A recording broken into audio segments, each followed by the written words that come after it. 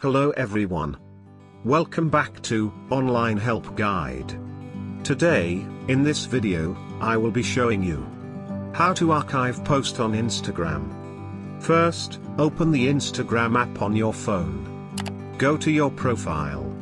Open the post that you would like to archive. Tap on 3 vertical dots on the top right of your post. From the pop-up menu, tap on the archive. And you will successfully archive the post. Thank you for watching Online Help Guide.